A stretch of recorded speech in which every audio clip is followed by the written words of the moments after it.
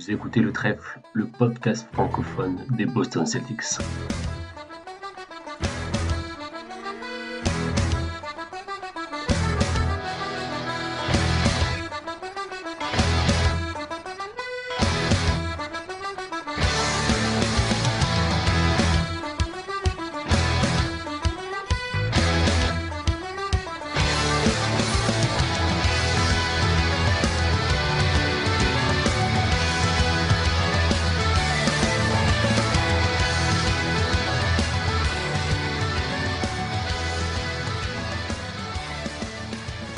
Bonjour à toutes et à tous et bienvenue dans cet nouvel épisode du Trèfle. Alors on enregistre, les Celtics sont premiers de la ligue, 29 victoires pour 8 défaites, 4 matchs devant les Bucks qui sont deuxièmes de la conférence Est, toujours invaincus au TD Garden, 18 victoires, 0 défaites. On peut dire que tout roule pour l'équipe. Parce que ce serait trop facile de faire des épisodes pour dire que tout va bien, on a décidé au Trèfle de ne pas parler directement du collectif, mais plutôt de nous concentrer sur chaque joueur individuellement pour pouvoir aller un peu plus en profondeur sur ce qui nous plaît, ce qui nous plaît moins sur chaque joueur. Alors, pour m'épauler dans cette tâche, j'ai avec moi le duo de choc, les deux meilleurs recrues de la dernière off-season, les Kristaps Porzingis et Jrue Holiday du trèfle, j'ai nommé Azad et Vincent. Comment ça va les gars ? Écoute, super. Je prends le rôle de Kristaps et je laisse à Vince le rôle de Jrue Holiday parce que c'est un peu plus notre ancien, c'est un peu plus lui qui va nous amener au titre au final vu que Vince connaît déjà la route. Mais en tout cas, pour ma part, tout va très bien. Bah moi j'aime pas, non, je vais pas rouge Jrue. En plus je porte pas de bandeau. Non, ça va très bien les gars. Non, mais on vous laissera débattre plus tard de qui est qui. En tout cas, pour ce premier épisode, cette première partie de l'épisode qui sera découpée en deux parties, donc on va vous parler de certains joueurs. Je vous spoil pas parce que ce serait pas fun. On va commencer avec peut-être la plus belle surprise, qui n'est plus une surprise parce que on commence à avoir l'habitude. J'ai nommé Derrick White. Encore une magnifique saison du divin chauve, on peut l'appeler comme ça, qui est chauve maintenant. Azad, qu'est-ce que tu penses de Derrick White cette saison ? Beaucoup de bonnes choses. J'en avais même écrit un article au final sur QI Basket parce qu'il y a plein de petites choses et je pense qu'avec Vince on est assez aligné là-dessus. En fait Derrick White c'est le roi des petites choses. Et on dit souvent que le diable est dans les détails et Derrick White il est vraiment doué en fait pour faire toutes les petites choses qui fait qu'une action ou qu'un même un match dans son entièreté va bien se passer parce il fait toujours les bonnes lectures, il fait jamais le geste de trop et en plus il a énormément de qualités qui sont très fonctionnelles dans la manière où Boston joue au basket. Du coup ça a été vraiment peut-être derrière Tatum, ça a peut-être été le meilleur joueur sur le début de saison. Alors, en tout cas, c'est le joueur qui, quand il est sur le terrain, l'équipe tourne le mieux. Donc souvent, pour regarder ça un petit peu, on a des stats de on-off qui sont disponibles en NBA. Donc en gros, c'est la différence entre les moments où Derrick White est sur le terrain et s'il n'est pas sur le terrain. Et on peut comparer un petit peu l'efficacité globale collective de l'équipe. Donc en gros, ça permet pour des joueurs qui ont des gros minutages en NBA d'avoir une idée un petit peu de l'impact en fait qu'ils ont sur le collectif de l'équipe et des performances. Et le différentiel, celui qui a le plus gros différentiel de on-off, donc celui qui a un impact le plus positif parmi tous les joueurs des Celtics, c'est Derrick White cette saison, avec plus 14 points de différentiel par 100 possessions. Donc ça fait beaucoup de chiffres d'un coup, mais en gros, pour le comprendre simplement, ça veut dire que les Boston Celtics, quand Derrick White est sur le terrain, ils mettent 14 points de plus par 100 possessions que leur adversaire, comparé au moment où il n'est pas sur le terrain. Et c'est le mec qui a un plus gros différentiel parmi les Celtics, et c'est même un des plus gros différentiels en NBA. Il est un peu dans la sphère des Curry et des Jokic en termes de on-off, donc c'est un bon moyen de comprendre un petit peu son efficacité en termes collectifs. Et moi, c'est vraiment un joueur que j'aime beaucoup pour ça, c'est pour l'impact qu'il a au niveau du collectif et en fait ce rôle de connecteur, fluidificateur en attaque, mais aussi en défense, où il est vraiment capable en fait de combler les brèches, de défendre plus grand que lui et du coup d'offrir toute la flexibilité dont la défense de Boston a besoin autour de Porzingis. Par contre, des petites choses que j'aimerais souligner, et je ne sais pas si Vince et toi vous serez d'accord avec moi, mais j'ai l'impression que petit à petit son shooting est en train de redevenir normal entre guillemets. C'est-à-dire que là, depuis le début de saison, il shootait un peu comme Stephen Curry, alors que c'est clairement pas son niveau, entre guillemets, à 3 points. Jusqu'à cette saison, il avait jamais tiré à plus de 40% à 3 points. Et là, je crois que sur le début de la saison, il était à 43% à 3 points, alors qu'en carrière, il est plus entre... il y a des saisons à 31%, d'autres saisons à 38%, mais bon, c'est pas un shooter élite. Et jusqu'à maintenant, il jouait comme un shooter d'élite. C'est en train de redescendre petit à petit. Je pense qu'il fallait s'y préparer, mais il va falloir voir comment il arrive à continuer à apporter autant au collectif en rentrant un peu dans le rang en termes d'efficacité au scoring, en particulier au shoot. Mais d'un autre côté, Derrick White, on n'attend pas de lui que ce soit un All-Star, on n'attend pas de lui que ce soit un mec sur pull-up à 3 points et que ce soit un shooter d'élite. On attend de Derrick White qu'il fasse toutes les bonnes petites choses. Donc en fait, Derrick White, au fur et à mesure de la saison, quand son shooting va redevenir entre guillemets normal, il va juste ressembler à Derrick White et c'est déjà vraiment très cool. Ouais, je suis d'accord. Ouais, j'ai pas grand chose à ajouter, hein. C'est début de saison presque border perfection, quoi, en fait. Alors effectivement, le scoring, il était indécent. Là, il va juste devenir excellent. Voilà. Ouais, c'est ça. Parce qu'il était là moi j'ai bossé hier soir, donc j'ai pas le match de cette nuit en tête. Là, nous on enregistre après le match contre les Wolves. Il était à 110 de true shooting plus, donc le mec il était à plus de 16 points avec une efficacité de dingo, toujours hyper propre avec plus de 5 passes décisives, moins de 2 pertes de balles par match. Donc c'est vraiment, pour moi, je pense que c'est le meilleur role player de la ligue, assez nettement en fait. Assez nettement. Alors même role player, ça serait limite, c'est peut-être limite insultant par rapport à tout son apport en fait. C'est un mec en plus qui est tout le temps là. Les seuls matchs qu'il compte, c'est quand il a des enfants. Ouais, c'est ça le truc en plus. Justement, Azad, tu disais peut-être All-Star, peut-être pas All-Star. Est-ce que tu penses, Vincent, parce qu'il y a quand même beaucoup de débats en ce moment sur Derrick White All-Star, est-ce que tu penses qu'il peut mériter une sélection Star à la Draymond Green ou en fait, les mecs comme ça? C'est pas ma tasse de thé, le All-Star Game, mais par rapport à son impact largement, après est-ce que le All-Star Game récompense les vrais bons joueurs de basket, rien que sur ses on-off, pour moi, il mériterait largement. Après, à mon avis, il sera appelé s'il y a 3 forfaits et tout, par rapport au système de vote. Je pense que les coachs, au bout d'un moment, pourraient éventuellement récompenser et envoyer 3 mecs de Boston. Après son impact, ça fait 2 ans que c'est le deuxième joueur le plus important de Boston dans son impact. Sans vouloir critiquer éventuellement Jaylen Brown par rapport à tout, c'est pas ça le problème. C'est qu'en fait, le mec, il est tout le temps là. Et toutes nos métriques qu'on a, les all-in-one et tout, il est tout le temps top 25 NBA, quoi, ce mec-là. Et en plus, il défend tellement bien. Encore cette année, il est encore toujours un des meilleurs contrats. C'est quand même un des rares arrières qui peut avoir un peu de protection d'arceau, tellement il a un timing de fou furieux, les contres par derrière et tout.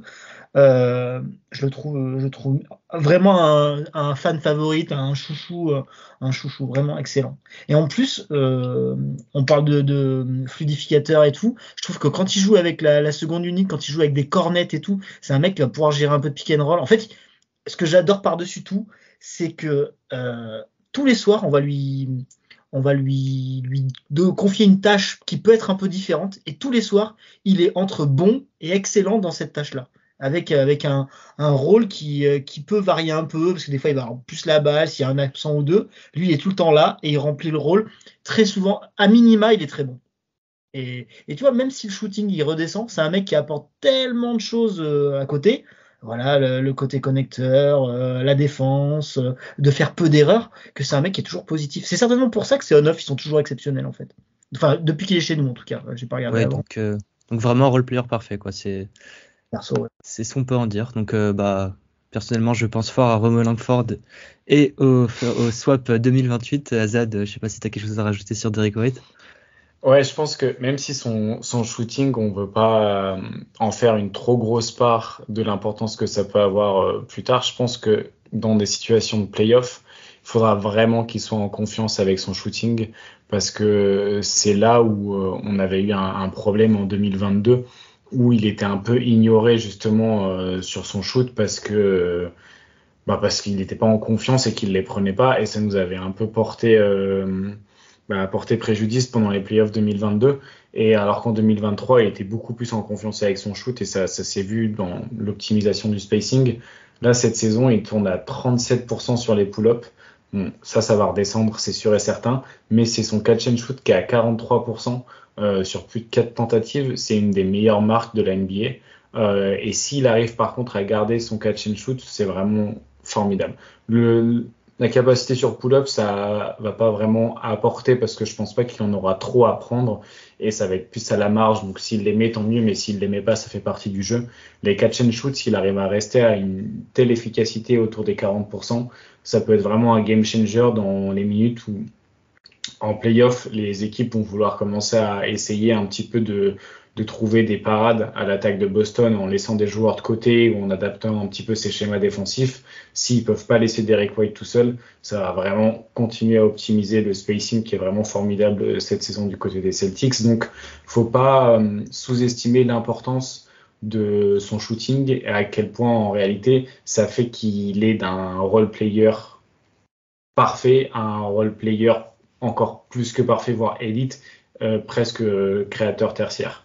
Donc voilà, comme pour le shooting, je pense que c'est vraiment un truc qui sera un petit peu à monitorer tout au long de la saison. Ok, bon bah on retient ça pour Derek White. Attention au shooting, notamment en playoff. C'est vrai qu'on a les souvenirs de sa première série de playoff en 2022 où ça pouvait être compliqué de le voir pas du tout en confiance. J'espère que ça se reproduira pas. On va passer au deuxième joueur. Bon là, on le présente plus. On parlait d'All-Star, lui c'est sûr, hein, le fameux Lamar Stevens qu'on a beaucoup vu. Non, je rigole. Honnêtement, on n'a pas grand-chose à dire. Je sais pas si vous avez quelques trucs. On l'a vu par tout petit moment, notamment, je pense, pour son intérêt défensif, un peu agressif, très très physique, on va dire. Je sais pas si vous en avez quelque chose à dire, vous les gars.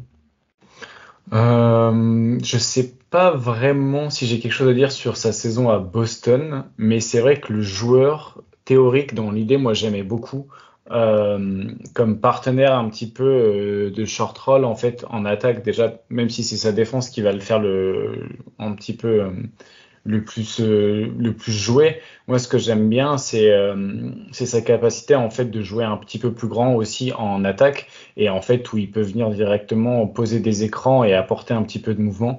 Surtout que c'est un très bon passeur, il lit très bien le jeu. Donc je pense qu'il pourrait apporter un peu du liant en attaque là où parfois nos intérieurs remplaçants ils sont un peu plus rustres en termes de passing et en termes de mouvement, disons. Et en plus, sur des 5 en switch all, je pense que il pourrait vraiment être intéressant à utiliser un peu plus. Mais pour l'instant, l'équipe tourne tellement bien, en réalité, que je pense pas qu'ils aient eu besoin de l'utiliser ou de tenter des choses avec lui. Mais c'est vraiment un joueur que j'aurais aimé le voir un peu plus. Mais d'un autre côté, ça tourne tellement bien que c'est pas très grave qu'il ait pas de minutes. Moi, si tu veux, c'est un peu ma déception de justement comme toi de pas le voir plus, parce que là c'est 72 minutes depuis le début de l'année. Et pour moi, il y avait duel avec Brissett en fait au départ. Pour moi, à l'intersaison, il y avait duel entre ces deux mecs-là. Et dans mon esprit, il était plus sûr, plus fiable. L'an dernier, il joue quand même plus de 1000 minutes dans une équipe de Cleveland compétitive. Donc c'est un mec qui a un intérêt sur un terrain, je pense. Et je comprends pas pourquoi clairement il est passé, je pense que c'est quasiment le dernier de la rotation à l'heure actuelle.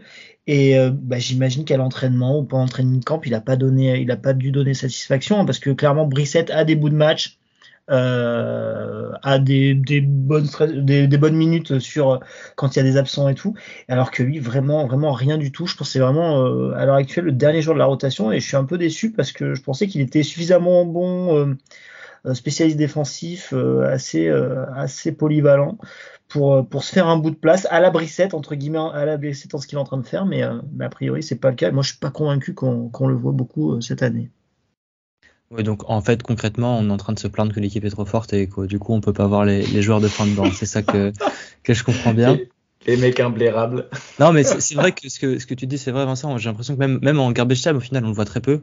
il fait au final il n'est pas devant les Brissett, les Benton, tout ça qu'on voit quand même un peu plus. Je pense que il a été son contrat n'était pas garanti, hein, il a été garanti là il y a une semaine environ, je dirais. Donc c'est plutôt pour préparer un potentiel trade que vraiment pour un gage de confiance de l'équipe envers le joueur. Mais oui, c'est vrai que comme disait Azad, moi c'était un profil que je trouvais intéressant en Cleveland, qui avait un peu des hauts et des bas, mais qui pouvait apporter quelque chose. Après, on a le luxe de pas avoir à le développer, à l'utiliser. Franchement, ça me dérange pas non plus, hein. On a une rotation parfaite, ou presque. On va pas se plaindre de ça. On passe au suivant, qui va être un petit peu plus intéressant, qui a vu ses minutes quand même drastiquement augmenter depuis cette saison. Donc, je nomme Luke Kornet, Azad. Moi, je suis pas un grand fan, mais faut bien avouer qu'il y a quand même beaucoup de raisons de l'aimer. Déjà, le personnage est quand même assez cool et je trouve que il s'intègre très bien dans ce qu'on attendait de lui en termes de personnalité et un petit peu de vestiaire. Et je trouve qu'on avait un peu peur, je pense à tort l'année dernière, cet été, de voir le départ de Marcus Smart et Grant Williams avec Blake Griffin aussi, qui est plus là, et de se dire ah ouais, peut-être que l'équipe elle va perdre un petit peu de son cachet, de son enthousiasme en tout cas. Et moi je trouve que une des réussites un petit peu disons en termes de management d'hommes, c'est la relation qu'il a avec Keita, où ils se battent pour des minutes, ils jouent pas les mêmes match-up, ils jouent pas, mais ils jouent le même poste en fait. C'est juste que les deux peuvent pas jouer en même temps. Et ils jouent vraiment ce rôle de pivot remplaçant, mais en fait, ils sont même pas remplaçants officiels, ils sont remplaçants selon les blessures et les match-ups. Et du coup, là-dessus, je trouve qu'il s'est vachement bien intégré. Par contre, en termes de ce qu'il apporte sportivement, c'est vrai que en termes de défense de drop, je trouve pas que ce soit un très bon défenseur sur drop.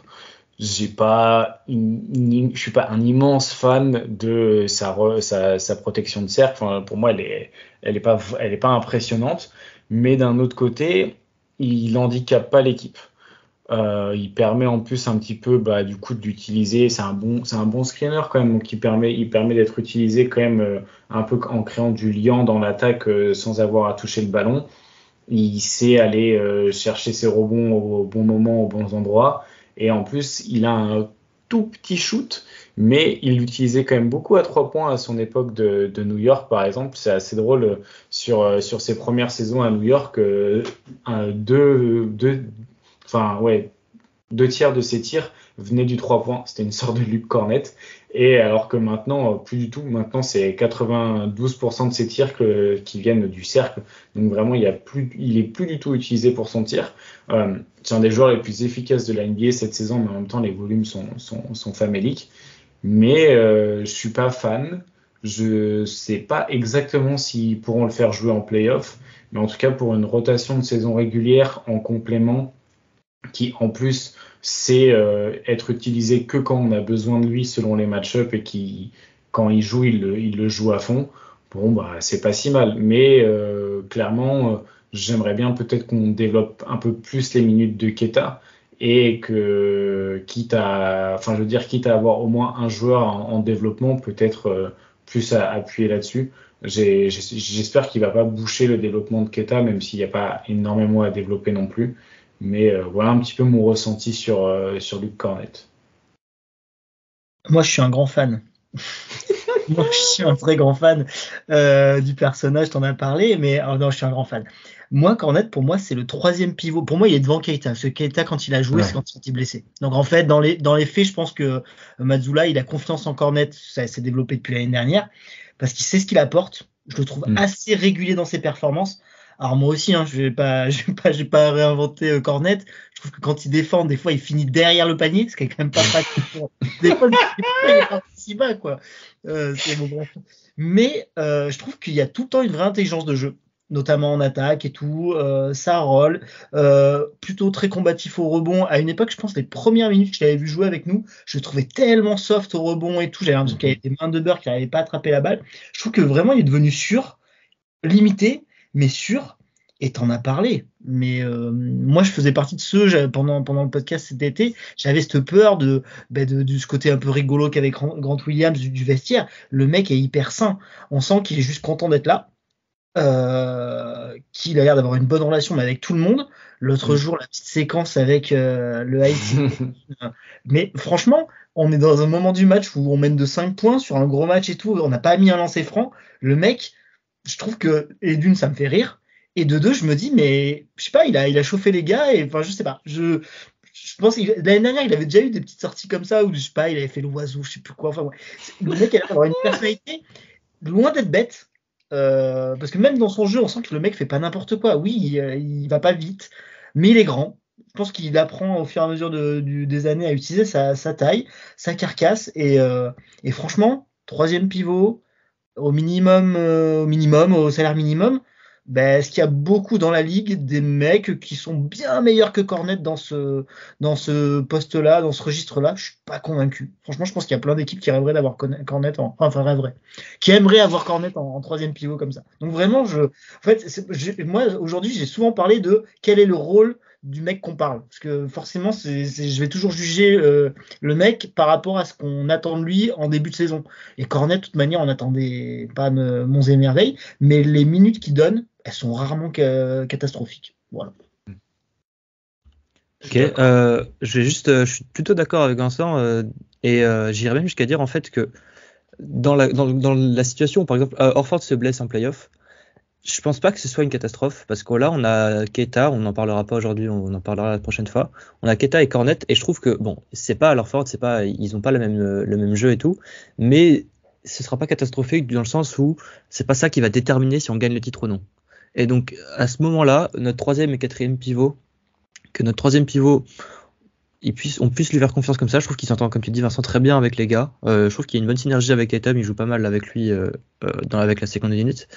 Donc moi je suis plutôt satisfait, et d'ailleurs il a des très très bonnes mains, ça c'est tout bête hein, mais il attrape très bien le ballon sous le panier, et c'est pour ça aussi qu'il a une très bonne efficacité, c'est que souvent il est en bonne condition pour juste mettre la balle dans le panier en lay-up ou dunker, et ça le rend efficace en fait tout simplement, et il y a peu de déchets avec lui, donc même si des fois il sert pas à grand chose, il est jamais catastrophique et il nous fait jamais perdre vraiment de possession, de match bêtement. Donc je trouve que c'est tout ce qu'on peut demander de lui, comme tu dis Vincent, par rapport au contexte et à sa position dans le roster, c'est largement satisfaisant quoi. Petite anecdote, hier soir j'ai fini mes notes par une perle. Peut-être j'étais un peu loin, on va pas se mentir, je suis pas convaincu de mon objectivité la plus totale sur le cas. Mais je pense que le mec est vraiment attachant. Et franchement, c'est important, je pense, dans une fin de rotation, les saisons sont longues, je suis sûr qu'un mec comme ça. D'ailleurs, je sais plus qui c'est qui en parlait en interview, mais qui en parlait justement, qui disait que avoir des mecs comme ça, c'était important dans un groupe. Bien sûr. Mais je pense que parfois, nous, de loin, derrière nos écrans, on théorise parfois un peu trop ce qui se passe sur le terrain, en oubliant qu'en réalité, ça reste des êtres humains, et que les 48 minutes du terrain, c'est celles qu'on cristallise et qu'on analyse le plus. Mais en réalité, c'est une fraction de seconde sur une saison, en fait. Et il y a beaucoup de choses qui se passent en dehors du terrain qui permettent, en fait, que ce que nous, on analyse aille dans un sens ou dans un autre. Mais en réalité, nous, on juge un petit peu... en fait, on juge le magasin par les articles qu'il y a dedans, mais on ne sait pas tout ce qui se passe en stock, on ne sait pas tout ce qui se passe au niveau managériel, on ne sait pas tout ça. Donc, clairement, on a une partie un peu biaisée de notre analyse parce qu'on se concentre que sur ce qui se passe sur le terrain. Et il faut bien avouer qu'on a rarement entendu parler d'une équipe qui allait très très loin avec que des mecs qui voulaient se mettre sur la gueule. Alors sur cette magnifique analogie du magasin, on va passer au prochain joueur. J'aurais pas pu faire mieux, c'est magnifique. On va parler de Pritchard, ton joueur préféré. On enchaîne dans la Z avec là tous tes joueurs préférés. Il y a une petite quelque chose en commun, je le dirai pas à l'oral, mais on se comprend. Qu'est-ce que tu as à nous dire sur Pritchard? Je sais que tu as été un peu convaincu ces derniers temps, si c'est le mot. Convaincu, c'est un peu fort, je pense, comme terme, mais il faut bien avouer que en gros, moi, en fait, je le vois comme le gars de Joe Mazzulla. Je pense que Joe Mazzulla, il se voit à travers Peyton Pritchard. Un mec qui a pas vraiment de talent par rapport mais qui est vraiment un chien de la casse et qui va se battre sur. Non, mais c'est vrai, le mec, il y a pas vraiment. Pour un meneur de jeu, il a pas de passing. Il tire bien quand même. Oui, il tire bien, mais tu vois, pour un meneur de jeu, il a pas de passing. Oui, c'est vrai. Mais bon, voilà, il doit se voir, il doit se dire, putain, si j'avais bossé mes shoots à l'époque, j'aurais pu avoir la carrière Peyton Pritchard. Et c'est un joueur qui a un gros moteur. On peut lui faire beaucoup de reproches à Peyton Pritchard, mais c'est un joueur qui a un immense moteur et qui est sur tous les ballons. Et je pense que du coup, on avait un peu besoin de ça parce qu'on a un peu perdu le moteur principal l'été qui vient de passer. Et ça, pour moi, c'est une bonne chose quand tu es un joueur de rotation qui sort du banc d'apporter ça. Il a gagné en minutes, il a enfin les minutes qu'il rêvait d'avoir, peut-être pas, mais il joue au moins autant que quand il était rookie. Donc ça, c'est plutôt positif. Et il y a même des cartons entiers. Et moi, c'est un peu ce match-là où j'ai réalisé que il avait une certaine utilité dans la rotation. C'est le match contre OKC où en fait il joue les 12 minutes du dernier quart-temps. Et ils ont arrêté de faire jouer Jrue Holiday en fait. Jrue Holiday s'est fait matraquer par SGA. Ça arrive à des gens très bien, mais il faut dire les termes. Jrue Holiday, il s'est fait fumer par SGA. Ça n'arrive pas à Jason Tatum. Hein. Donc oui, on en tire les conclusions qu'on veut. On tire les conclusions qu'on veut. Justement, dans le dernier quart-temps, ils ont mis Tatum sur SGA. Et en fait, Peyton Pritchard, il était plutôt cantonné sur Giddey. Mais Giddey a plus vraiment la confiance pour attaquer ballon en main. Et Peyton Pritchard, il a un corps suffisant pour pas être vraiment un mismatch face à un attaquant comme Giddey. Et sa synergie est plutôt bonne avec les gars du 5 de départ aussi. Donc entre son moteur, le fait qu'il soit capable de jouer les minutes qu'on lui demande quand il y a des moments où en fait dans la construction théorique de l'équipe, on a plus besoin d'un spot-up shooter que quelque chose d'autre, il le fait très bien et il a une très bonne synergie avec les gars du 5. Donc c'est pas un leader de banc, c'est pas Malik Monk, tu vois. Mais en tant que spot-up shooter à côté des stars du 5, ça fonctionne plutôt bien. Et il faut avouer que lui aussi a des on-off plutôt positifs. Donc c'est une bonne chose. Ça veut dire qu'il s'intègre bien dans ce rôle-là. Et en plus, il peut jouer à côté de Derek White et à côté de Jrue Holiday. Donc voilà, il faut rendre à Peyton ce qui est Ty Peyton. C'est toujours pas un joueur que j'aime voir avec le ballon dans les mains comme porteur de balle, mais en option de bout de chaîne et en défenseur aussi des lignes arrière, ça fonctionne correctement. Et en plus, c'est un bon shooter à 3 points et il peut quand même punir sur ces moments-là. Donc, ça reste très utile autour de gros drivers comme les Jay ou même comme Jrue Holiday et Derek White. Ouais, on a entendu que le mec n'avait pas de talent quand même, quoi. C'est incroyable. Je peux aussi couper parce que je suis poli, mais il n'a pas de talent de création. Voilà, ouais, si jamais on rajoutera au montage, il n'a pas de talent de création. Franchement, il revient d'assez loin, Peyton Pritchard, quand même. L'an dernier, il est victime du fait qu'on ait un backcourt de fou furieux en termes de quantité, notamment. Donc, il joue quasiment pas. Elle est quasiment sacrifiée, sa saison. Il signe sa prolongation cet été. Et le début de saison est vraiment super délicat au shoot. Et donc du coup c'était assez compliqué en début de saison. Et moi je trouve que sa maladresse il a énormément compensé par d'énormes efforts en défense, notamment les pressions tout terrain et tout. Je trouvais que c'était vraiment intéressant. Une grosse présence au rebond en début de saison également. Je trouvais que c'est même toujours le cas. D'ailleurs c'est assez cool je trouve. Et je trouve qu'il a une propreté. Alors c'est pas la création mais dans son passing. C'est un des joueurs de la NBA qui a un ratio assist par perte de balle. C'est un des meilleurs de NBA en fait. Je crois qu'il est 4e ou 5e avec un ratio de 4,91 passes décisives par perte de balle. C'est facile quand tu joues avec Porzingis, Tatum et Jaylen Brown. Mais super. Donc, en fait, c'est que le bon joueur. En fait. Ça reste le 8e. Alors, je reviens avec mon rôle. le mec, c'est le 8e homme de la rotation en termes de minutes et tout, en termes de rôle. Donc en fait, bah, il fait ce qu'on lui demande. Je trouve c'est quand même un profil qui peut prendre feu à 3 points. C'est-à-dire que c'était catastrophique en début de saison. Il est remonté à 38% en ce moment environ, 37-38%. Sur les 15 derniers matchs, c'est du 44% environ.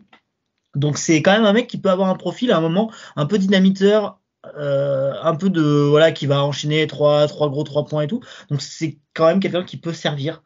Moi j'aime bien, sans être, ça reste quand même hyper limité comme joueur. Je sais pas, est-ce que c'est pas un mec qui devrait regarder des vidéos de TJ McConnell en permanence? Alors je compare pas, mais tu vois, dans l'esprit de ce qu'il devrait devenir, de ce qu'on voudrait qu'il devienne. Ça, j'allais dire il reste jeune, non, il reste jeune dans la ligue, mais il doit être très vieux en plus. Mais voilà, donc au final, il revient d'assez loin, ben, il est là. C'est le seul joueur de l'équipe qui a joué tous les matchs. Donc c'est un mec qui est tout le temps là. Comme tu dis, ça doit être le gars de Mazzoula. Effectivement, t'as raison. Ok, bah écoutez, moi je suis plutôt d'accord avec vous sur c'est pas le joueur que je préfère dans l'équipe, clairement. Il m'a toujours un peu énervé. Mais c'est vrai qu'il a fait pour moi une bonne saison là. Il est efficace dans ce qu'on lui demande de faire. Je pense que, en fait, j'ai l'impression qu'à chaque fois qu'on dit quelque chose, j'en reviens à la même conclusion. C'est merci Brad Stevens, quoi, qui nous construit un roster quand même très très bien réfléchi. Bon là, c'est Danny Ainge qui l'a drafté en l'occurrence, mais enfin Danny Ainge, sûrement son fils qui l'a drafté. Mais bref. Et donc voilà, là, dans le roster actuel, franchement, il a son rôle, il le remplit très bien. Ouais. Moi, j'aimerais effectivement le voir un petit peu plus fou, on va dire ça comme ça, défensivement, comme tu dis, le profil TJ McConnell un peu plus destructeur. Je trouve qu'il le fait pas assez. Après, je comprends aussi qu'il a peut-être peur de faire des bêtises et au final de perdre ses minutes parce que il perd la confiance du coach. Donc voilà, c'est des détails, mais je pense qu'il est jouable en playoff. Pas 20 minutes, 22 minutes par match comme il joue actuellement, je sais plus exactement. Mais il est jouable en playoff sur certains match-up. Il y a certains matchs où il en jouera beaucoup plus que d'autres. Mais pour moi, c'est pas le meneur de banc comme a dit Azad. Hein, c'est pas le 6e homme comme était Malcolm Brogdon. Enfin, on va pas rentrer dans les débats de Malcolm Brogdon, mais c'est pas ce profil-là. Mais pour moi, il remplit son rôle et après 14 trade requests en 2 ans, c'est quand même assez drôle qu'au final, il soit toujours là et que il joue tous les matchs et qui nous conviennent assez bien au final. Bon. Au final, c'est un rôle qu'il a fini par accepter et je me demande, tu vois, l'impact du contrat là-dedans. Bah, il avait pas l'assurance, quoi. Il savait pas s'il jouait, donc forcément, c'est difficile. Ouais. Et alors que là, maintenant, il a l'assurance de jouer et en plus, il a l'assurance du contrat, donc il n'est pas obligé de surjouer pour son contrat. C'est-à-dire qu'il a l'assurance qu'il va jouer et que même s'il joue pas, il lui reste 5 années de contrat en NBA, donc il a entre guillemets de quoi se retrouver potentiellement une autre équipe ou quelque chose comme ça. En gros, il est quasiment sûr d'être en NBA pour les 5 prochaines années, donc c'est peut-être plus facile d'accepter un rôle un peu plus limité quand t'as rien à prouver entre guillemets pour les 5 prochaines années. Mais défensivement, moi je le trouve bien utilisé dans les systèmes de Mazzoula et qui sait utiliser ses forces. Et pour cacher un peu ses faiblesses. Et sa force, c'est d'être très agressif, robuste. Et sa faiblesse, c'est d'être très petit. Et du coup, l'utiliser plutôt sur des schémas agressifs dans les moments nécessaires, plutôt que laisser l'attaque venir à lui. Et comme Butler l'avait fait sur les quelques minutes où il avait joué contre Miami, où en fait, en laissant du switch all, un peu de soft switch, et ben en fait, tu laisses un peu la main à l'attaque et tu te fais avoir. Alors que Pritchard, c'est un joueur agressif qu'il faut utiliser plutôt pour le faire attaquer la défense, plutôt que laisser l'attaque venir à lui. Je veux revenir sur ce que tu as dit sur les contrastes. Je pense que quand tu es une équipe qui veut gagner, que les mecs n'aient pas à jouer pour leur contrat ou pour des trucs personnels, mais c'est capital. L'année dernière, le seul cas, et à l'intersaison on en avait parlé et tout, qui a finalement pas posé problème mais posé question, c'est Grant Williams qui avait un contrat à aller chercher. Et pendant l'année, il a pu jouer, machin. Que les mecs soient là sur le long terme, qu'ils aient qu'à penser à dire, faut gagner, on va chercher la bague, c'est capital. Je pense que c'est vraiment sous-estimé, et je pense surtout pour des équipes qui jouent la gagne, quoi, tout simplement. C'est que les mecs n'aient pas d'autres questions à se poser, ça me paraît, surtout sur des mecs que tu veux responsabiliser, ça me paraît capital. Tu vois, il aurait pas son contrat, il aurait pas son contrat de garantie, je suis quasiment sûr qu'il joue pas de la même manière. Il force le truc, il shooterait plus. C'est vraiment, ça me paraît super intéressant, ça, tu vois, comme truc. Ok, bon, bah, on a bien parlé de Pritchard, je pense que on peut passer au au menu principal, au plat de résistance, hein, parce qu'on va pas non plus parler que des role-players. On est là pour parler des Jays, donc enfin d'un Jay en l'occurrence. Azad, je te lance sur Jason Tatum. On le présente pas. Qu'est-ce que tu as à nous dire sur lui? Beaucoup, j'imagine, mais tu as sélectionné quelques aspects de son jeu. En fait, je me demande s'il a beaucoup évolué par rapport à l'année dernière. Et en fait, je me rends compte qu'il joue déjà depuis 7 saisons. Et en fait, là, c'est un peu... Je trouve que c'est peut-être l'année où ça a moins bougé d'une année sur l'autre. Alors que Brown, tu vois, ils en parlent très bien, les gars, mais on observe un peu plus de changements. Là, j'ai plutôt l'impression que c'est l'équipe autour de lui qui a changé. Mais en fait, c'est comme s'il était resté... il était devenu vraiment... il a cristallisé l'équipe autour de lui. C'est devenu vraiment lui le joueur qu'on met le plus en avant. Et en fait, c'est plutôt tout autour de lui qui a changé. Mais en fait, quand tu regardes les stats d'une année sur l'autre, il prend autant de tirs au cercle, il prend autant de tirs à 3 points, il a à peu près les mêmes réussites, il a à peu près la même efficacité partout. C'est assez bluffant même que c'est si peu changé que ça. Il y a des choses sur lesquelles c'est dommage parce que on n'a pas beaucoup plus de drive, on a toujours autant d'isolation. Et puis il est toujours aussi peu performant entre guillemets sur les isolations. C'est vrai que sur les isolations, il est sur les isolations, il est plutôt bon. C'est sur le pull-up qui galère. Les isolations, justement, parce que il a cette force de drive, il s'en sort encore très bien. Et parmi les joueurs qui font plus de 3 isolations par match, c'est un des meilleurs performeurs.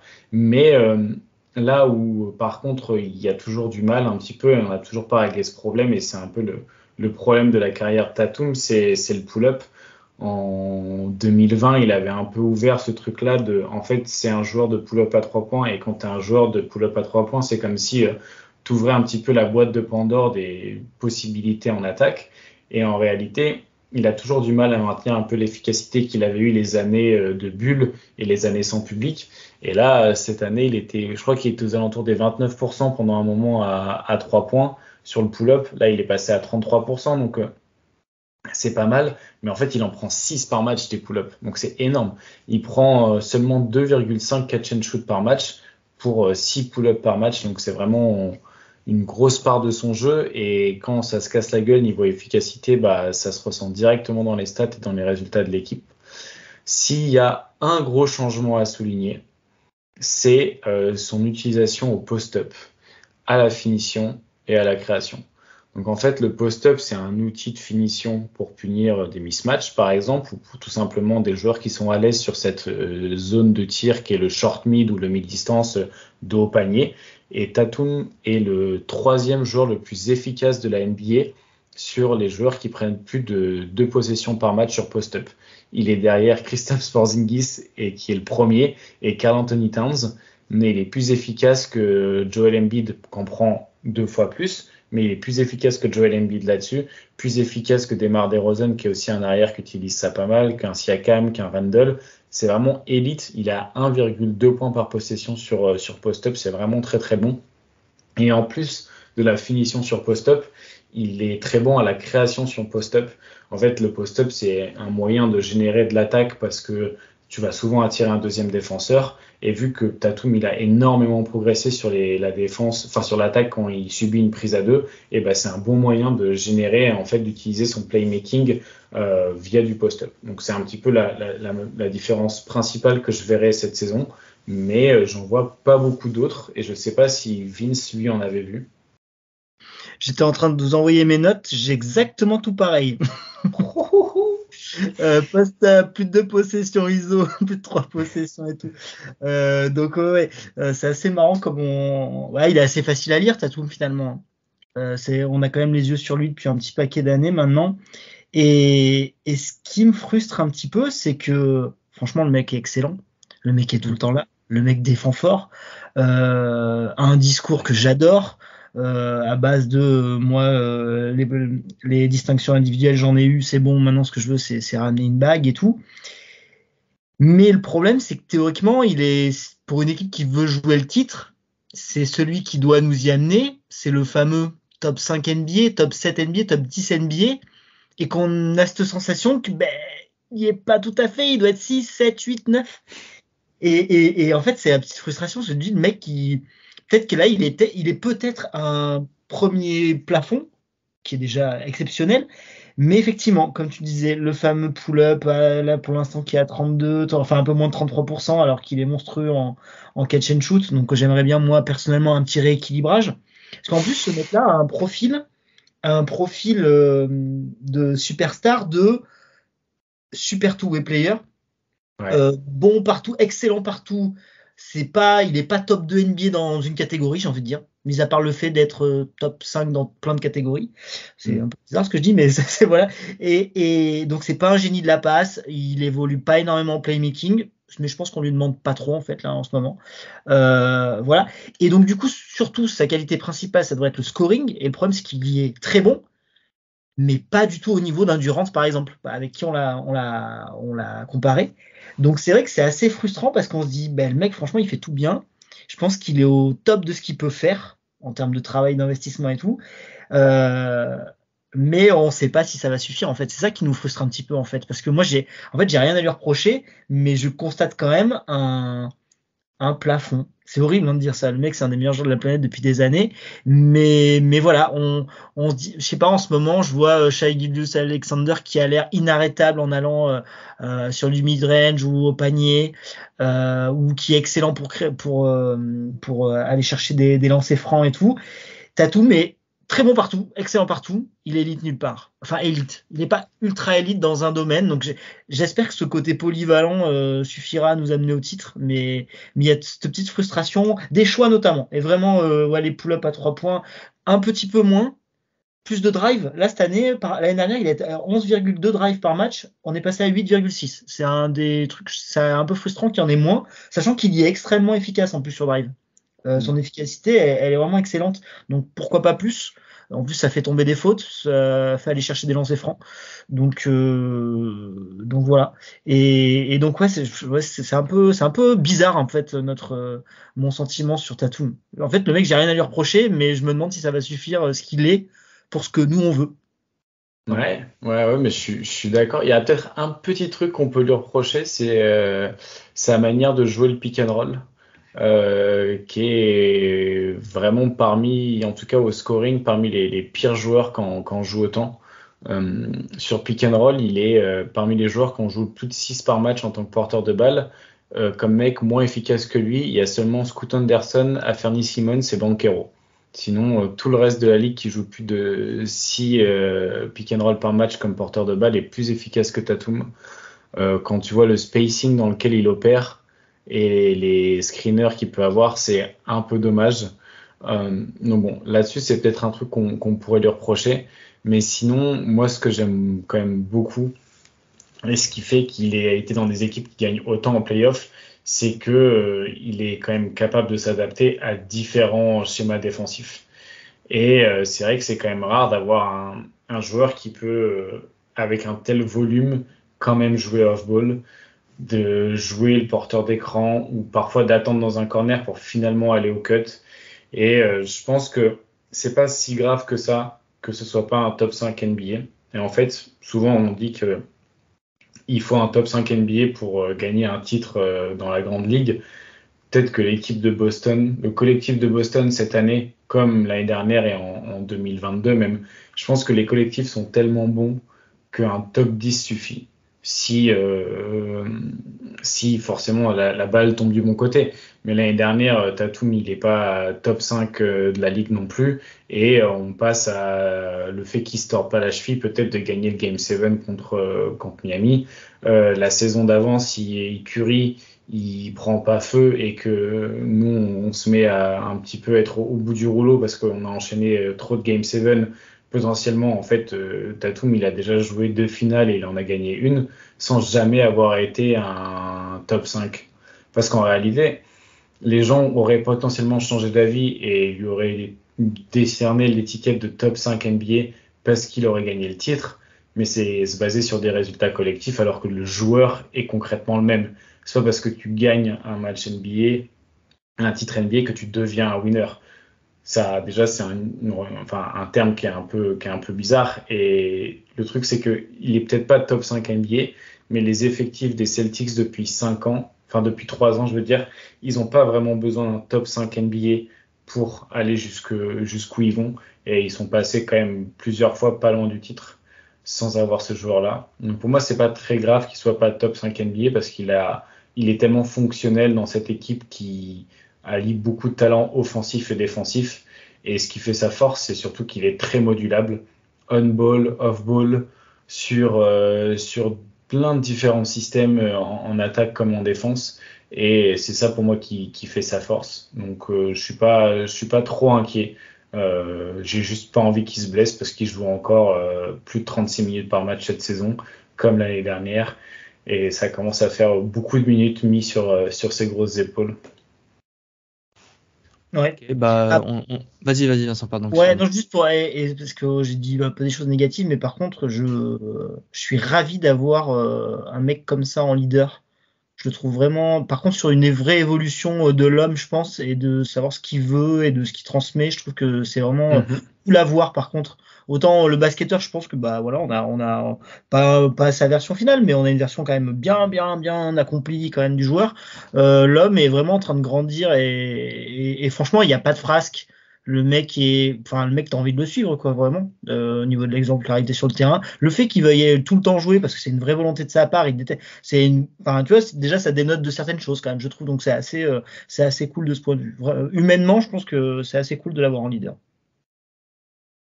Ouais, bah, c'est ce que j'allais dire, en fait, hein, c'est que, personnellement, je suis complètement d'accord avec Azal. J'avais un peu déjà tiré cette conclusion à la sortie des finales qu'on perd. En fait, je me disais que je pense pas que Tatum peut avoir un pic de niveau aussi haut que celui d'un Steph Curry, d'un Jokic ou d'un mec comme ça ou un Giannis qui font gagner des titres presque à eux seuls. Hein, bien sûr pas à eux seuls, mais que leur propre niveau permet d'élever une équipe. Giannis, il a gagné un titre grâce aux blessures de la ligue aussi. Hein. Oui, bon, mais c'est un autre débat. il était quand même à un niveau individuel assez remarquable, surtout en play-off, surtout sur un genou en finale. C'était quand même assez remarquable ce qu'il faisait. Mais bref, là où on en revient toujours à Brad Stevens et à l'équipe, c'est qu'en fait, je le trouve relativement parfait pour l'équipe qu'il a autour de lui. C'est-à-dire que, comme tu dis, Azad, il arrive très bien à s'adapter.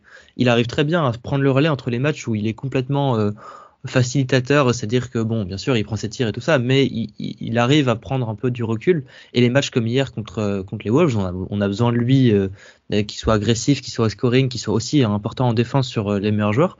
Je trouve qu'il arrive beaucoup mieux qu'avant à équilibrer un peu ces phases-là. C'est évidemment dû aussi à tous les joueurs autour de lui qui sont meilleurs qu'ils n'ont jamais été. Hein. Il a jamais eu une aussi bonne équipe et je pense pas être fou en disant que ça m'étonnerait qu'il en ait une meilleure dans le futur dans sa carrière. Mais donc pour moi, c'est un peu comme tu dis, Azad, c'est peut-être le 8e ou 10e meilleur joueur de la ligue, mais comme on a que des mecs qui sont top 75 de la ligue dans notre 5 de départ, bah ça peut suffire et comme c'est un profil d'ailier qui défend quand même à un niveau remarquable, hein, on-ball, off-ball, je pense que ça peut suffire pour nous mener à un titre et comme tu dis, Vincent, aussi, je suis d'accord avec le fait que bah c'est rare de voir des mecs aussi intelligents à cet âge-là. Enfin, à cet âge-là, il est plus tout jeune, mais bon, il a l'expérience grâce à l'équipe qu'il a eue. Et je pense, moi, je suis positif sur le fait que si un joueur peut nous amener le titre, c'est lui et pas quelqu'un d'autre. On va passer donc au peut-être deuxième joueur le plus important. Non, je vais pas refaire la blague, pardon. Asvi Mikhailuk. Bon, comme Lamar Stevens, hein, je sais pas si vous avez quelque chose à dire. On le voit un peu plus que Stevens, mais pas non plus beaucoup. Je me suis un peu entraîné à dire son nom, donc ce serait bien qu'on ait quelque chose à dire pour pas que je me sois entraîné pour rien. Il rentre pas. Aller, Vincent ? Ouais, j'y vais. Je l'ai vu. Il rentre pas un tir, le pauvre. C'est catastrophique. C'est tout. J'ai rien noté de plus. C'est cata. Il a quoi ? Ah ouais, en même temps, il a pris 11 3 points sur la saison, quoi. C'est difficile de dire un truc d'un mec qui a pris que 11 3 points sur une saison alors qu'il est censé faire que ça. Il en a mis 4. Bon, c'est pas beaucoup. Mais ouais, c'est vrai que même, tu vois, il a pas assez, il a pas d'upside un petit peu de qu'est-ce qu'il apporte vraiment dans la balance en plus que Sam Hauser, par exemple, avec qui il pourrait être un petit peu en compétition. en vrai, il sert à quoi à part si Sam Hauser il est malade et que on peut pas faire jouer Brissett non plus. Je pense que au fur et à mesure au fur et à mesure des matchs, c'est plutôt Oshie Brissett qui a gagné sa place un petit peu de joueur joker. Et je pense que les gars de la deuxième partie de l'épisode pourront en parler. Donc voilà, moi c'est comme Lamar Stevens, c'est un mec qui a perdu la bataille du joueur joker. Et je pense qu'il a peut-être un problème, je sais pas, on l'a tellement peu vu, mais je pense que ces joueurs de bout de banc, il te faut une spécialité, il te faut être excellent dans un domaine. Hauser l'est, Brissett a trouvé des minutes, j'imagine par son fighting spirit, sa défense, mais ça ils en parleront effectivement mieux que nous. Mais je pense que du coup le peu qu'on a vu, on a vu certainement un excellent joueur de basket, mais dans une équipe aussi compétitive, il est pas ressorti du lot en fait tout simplement. Et effectivement, je pense qu'à la base c'est un super shooter. C'est vrai que c'est des mecs qu'on va leur donner une ou deux chances. S'ils prennent feu à ce moment-là, ils peuvent éventuellement aller gratter quelque chose. Et sinon, c'est super compliqué. Ça fait une saison un peu longue pour lui, j'imagine. Effectivement, rien à dire sur lui. Juste petite dédicace à Hugo qui au début de saison était persuadé qu'il prendrait la place de Sam Hauser dans la rotation. Et voilà, pour le coup, on peut dire que tu t'es trompé, Hugo. Mais bon, ça arrive à tout le monde. Oui, moi j'ai rien à dire sur lui. Je pense que qu'est-ce que je peux dire, il a l'air sympathique, hein, de ce que je vois de lui dans les vidéos et sur le banc. Il a pas l'air énervé de sa situation ou de son rôle, donc c'est déjà pas mal. Je pense qu'il restera pas très longtemps dans l'équipe, hein, c'est juste un contrat, quoi, concrètement. Voilà. C'est juste un contrat. C'est juste un contrat. C'est des chiffres sur un cahier de Mike Zaren. On rigole, mais c'est un peu le cas quand même. Voilà, donc c'est dommage, hein, parce que je pense que c'est le genre de joueur qui pourrait avoir un rôle dans une équipe qui joue moins et qui lui laisse plus de temps. C'est juste pas le cas, il est pas dans la bonne équipe pour ça et peut-être qu'on le reverra autre part plus tard, mais là pour l'instant c'est pas trop le moment où l'équipe pour lui, on va dire. Ne serait pas potentiellement une star d'Euroleague par exemple comme joueur? Je suis même pas sûr, hein. Physiquement il est pas très impressionnant, donc je sais pas s'il pourrait tenir. Enfin je sais pas. Je regarde pas assez l'Euroleague et je l'ai pas assez regardé dans sa carrière pour pouvoir vraiment. L'équipe des spécialistes de l'Euroleague. Non, faudrait plutôt demander à Hugo ça. Bref, le dernier joueur pour nous ce soir, le vétéran de l'équipe, le monsieur, le vieux, hein, je peux le dire, attention. C'est bon, bien compris. C'est Vince. Non, Al Horford, hein, vous avez bien compris de qui on parlait, qui est toujours là, toujours debout, qui a pris sa place sur le banc après l'arrivée de Porzingis cet été, qui a l'air de le vivre plus ou moins bien. Je pense que ça reste difficile mentalement à prendre à ce stade-là de sa carrière, mais il le fait avec un professionnalisme assez remarquable. Donc pour ça, chapeau. Qu'est-ce que vous avez à dire sur lui, les gars? J'y vais. Vas-y. C'est mon âge là. C'est mon déclin physique. C'est pareil. Moi, je pense qu'avec Horford, moi, j'ai envie d'avoir deux grilles de lecture. C'est-à-dire que la première moitié de saison d'Al Horford, par rapport, si on la met en relation avec sa carrière et les dernières années qu'il nous a fait, on est sur un déclin physique qui est clair et net. Ça se voit, mais moi j'ai pas envie de lui en vouloir en fait, parce que ma grille de lecture, elle est pas forcément sur le Al Horford en carrière, elle est sur le Al Horford de cette année. Donc c'est-à-dire un 6e homme, pivot remplaçant, et qui n'est plus payé que 10 millions d'euros de dollars par an. Et donc en fait c'est vraiment pour moi un statut et un rôle qui a changé. Et finalement en pivot backup, je trouve qu'il fait le taf. Alors oui, il est ciblé défensivement. Oui, il a une baisse de protection du panier qui devient. Là, on est, je pense, sur la réserve. Il arrive encore à protéger un tout petit peu le panier, mais ça baisse d'année en année. Et là, on est sur la jante, hein, clairement. Mais à côté de ça, ça reste un excellent connecteur, toujours à faire vivre le ballon. Très bon spot-up shooter, ça shoot encore très bien cette année. Et pas horriblement négatif en défense, et je pense en fait il le sera jamais, ne serait-ce que par son placement et tout, et son intelligence de jeu. Donc au final, si on le met effectivement à l'échelle de sa carrière, oui, on est sur un gros déclin, on est sur un Al Horford qui devient un joueur lambda, et donc ça nous fait un peu de peine. Mais d'un autre côté, je suis ravi de l'avoir en sortie de banc. Quand Porzingis n'est pas là, on l'a encore vu cette nuit, ça tient la baraque en fait tout simplement. Et Pépère, il a joué combien? Il a joué 38 minutes cette nuit. Et je trouve qu'il fait quand même bien le boulot. parmi les pivots backup de la ligue, et ben, je sais pas s'il y en a 7 de meilleurs que lui, 6 de meilleurs que lui, je pense pas. Donc voilà, voilà, cette histoire de grille de lecture, ça me tient à cœur parce que tu en as parlé, l'acceptation du changement de rôle, l'importance dans le vestiaire, ben juste Jason Tatum, il en parle tous les ans. Tous les ans, il dit que c'est son meilleur coéquipier, que c'est un exemple, que tout ça. Ben en fait, ça en fait d'Al Horford toujours un de mes joueurs préférés. Et je suis content qu'il soit toujours là et je pense qu'il rendra encore service en playoff. Malgré ben, clairement ben, une baisse du niveau, et c'est presque rassurant, c'est normal. Est-ce qu'ils vont le trade? Ben, ça me ferait de la peine. Alors, si tu le trades, je pense pas que je pense que c'est pas impossible, effectivement. Le contrat est intéressant et il a encore de la valeur pour certaines équipes. Je pense que si ça peut arriver. Après, ça ferait mal, effectivement. Vous pensez qu'on pourrait en tirer un joueur qui t'assure autant un niveau plancher en playoff?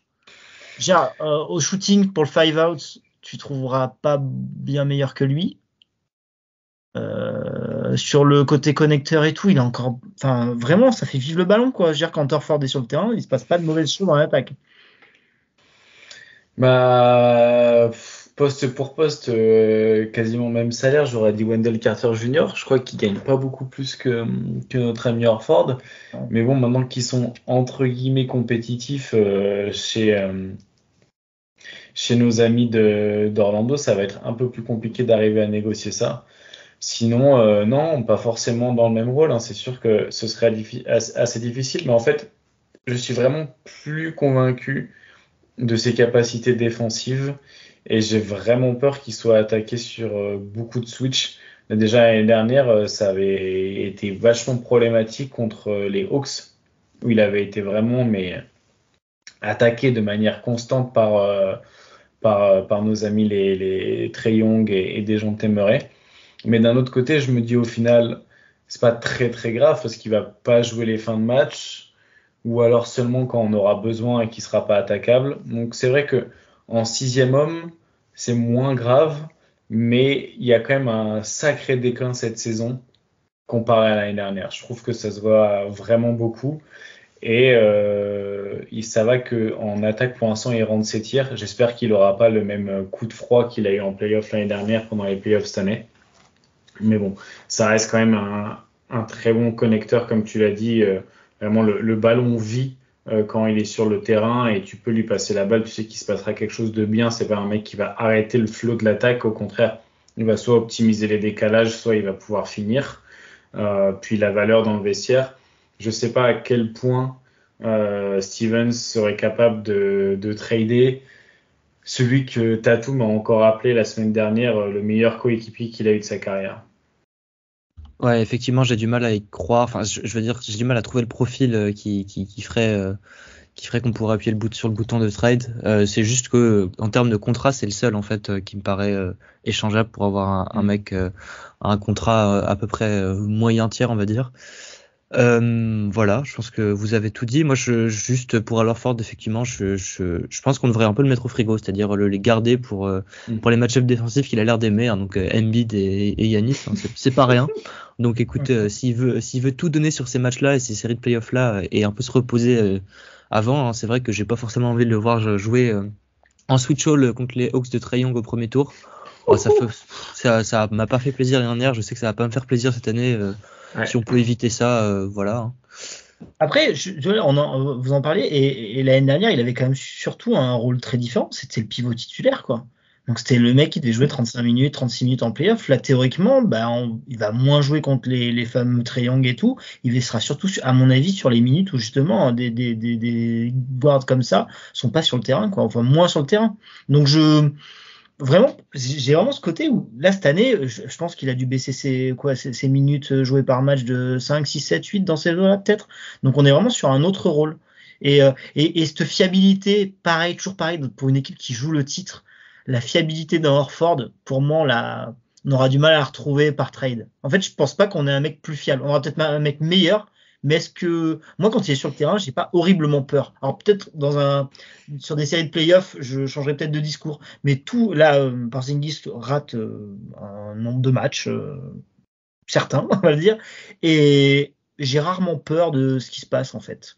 Alors oui, notre défense est moins impactante, mais je sais pas, j'ai une certaine sérénité quand même de jamais catastrophique. Il est jamais cata Horford. Ouais, bah c'est une bonne manière de conclure sur notre papa sportif. Vous avez quelque chose à rajouter, les gars, sur un truc, sur un joueur qu'on a oublié, quelque chose? Non, je trouve qu'on a fait un bon tour. Il y a vraiment le sentiment que on a notre rotation qui est très bien définie et que du coup, des mecs comme Lamar Stevens, ils ont pas de minutes à aller gratter, quoi. Donc c'est quand même bon signe. Pour l'instant, on a évité les blessures. Donc là, je touche du bois vraiment fort. Je m'agrippe à mon bureau en bois pour que ça continue. Mais je trouve qu'ils sont intelligemment, ils tirent pas trop sur la corde avec Porzingis et avec Horford. Et s'ils arrivent à bien les protéger et qu'ils arrivent en forme en playoff, on y croit. Hein. De toute façon, moi, j'y croyais déjà fort au début avant que la saison commence. J'y crois toujours. Ok, bah c'est très positif. Moi, je suis d'accord avec toi. J'y ai jamais autant cru, si on peut dire ça comme ça. Donc c'est quand même un bon signe. Peut-être un peu trop. Non, je suis pas non plus. Non, mais moi j'ai peur du malheur en fait. Ouais, non, moi ça va. Je sais tempérer mes attentes, mais je sais pas. En termes de notre équipe à nous et la concurrence, c'est ce que je disais. J'ai l'impression on est quand même sur une bonne année potentiellement. Bah voilà.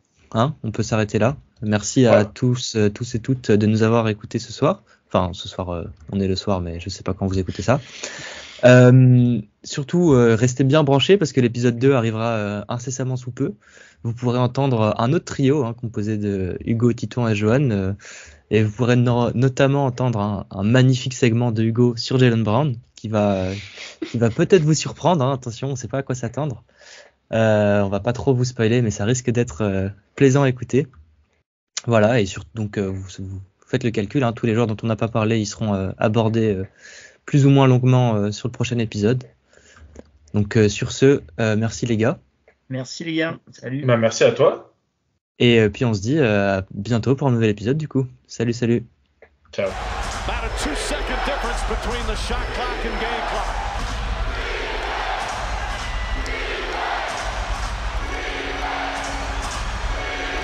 On the drive, pull-up jumper, it's good! Isaiah Thomas gives the Celtics the lead with 2.4 remaining. 13 fourth quarter points, and Atlanta calls their final timeout. So many big shots for both teams, Jeff, down the stretch.